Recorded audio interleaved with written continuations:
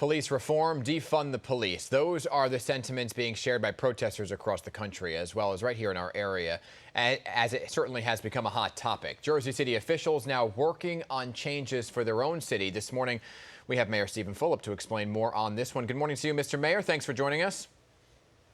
Good morning. How are you? Doing well, thank you, sir. So there's a lot of momentum right now for the movement to obviously reform police department policies. Your thoughts and what you exactly are doing in Jersey City to respond to this movement?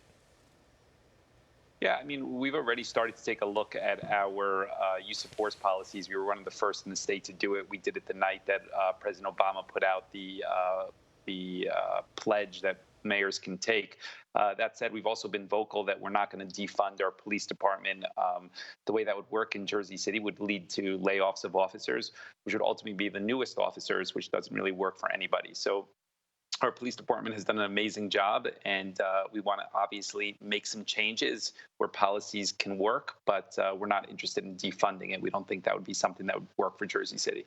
Defunding and making cuts are two different things, right? So are there any plans to make some cuts to give to other programs like they're doing here in New York City? Well, it's important to recognize that in Jersey City, our budget for the police, 99% of that is salaries. So that means that if you are going to take away funding, that would ultimately mean to a decrease in officers. And the way New Jersey law works is that you don't have a choice of who to get rid of and who to keep. The newest officers are the first ones to go. Those are the ones that represent the diversity of Jersey City. Those are the ones that are the newest ones on the job that live in the city. Those are the ones that are, most eager to get out there and do work. So it would be counterproductive if you ask me. So obviously the conversation around the country is shifting to be focused on ending police brutality, however that is possible. How do you envision that actually happening? What is what you're calling the use of force general order for your police department?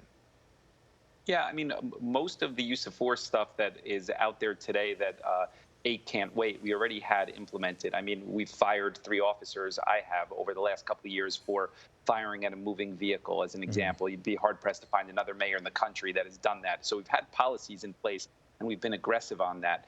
Where there's a possibility to implement a civilian community review board, we're open to that, and I'm a supporter of that, but we need help from the governor because right now, New Jersey, that's not permitted. I want to talk about the city council. They're looking to declare May 25th as Black Lives Matter Day.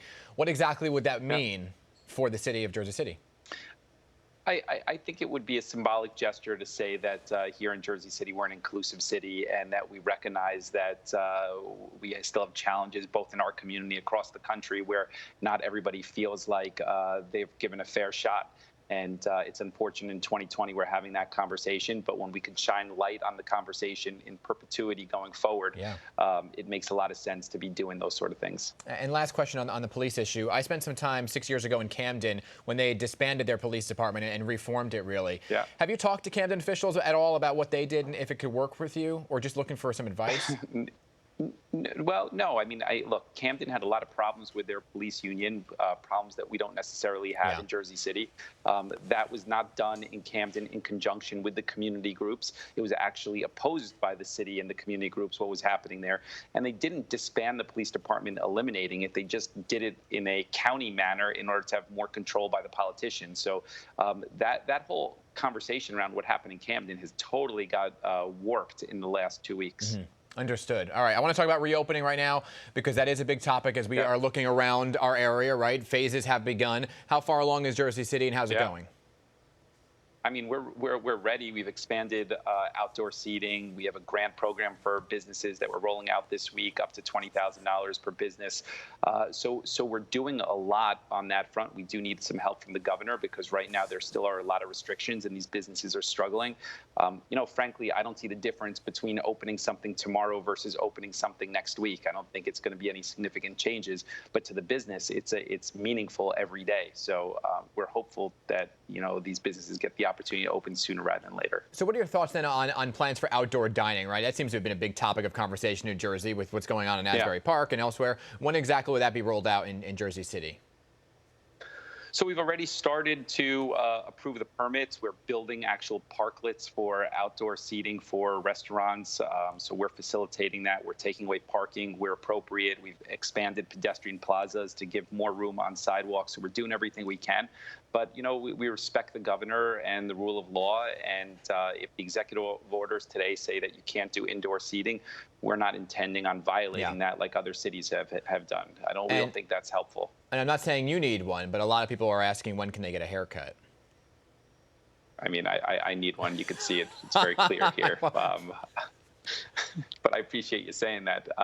Look, the 22nd, I think, is around the corner, and then hopefully we start to see some traction on that. So the barbers in Jersey City are really upset that it's important to point out. I mean, they don't see the reason why they're not deemed essential and earlier in the conversation, as are gyms, to be honest with you. So, I'm sympathetic to a lot of these businesses that are really struggling and they don't feel like they're getting support from Trenton.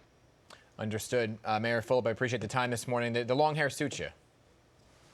Hey, I appreciate that. Thanks. All right, take care. Stay safe to you.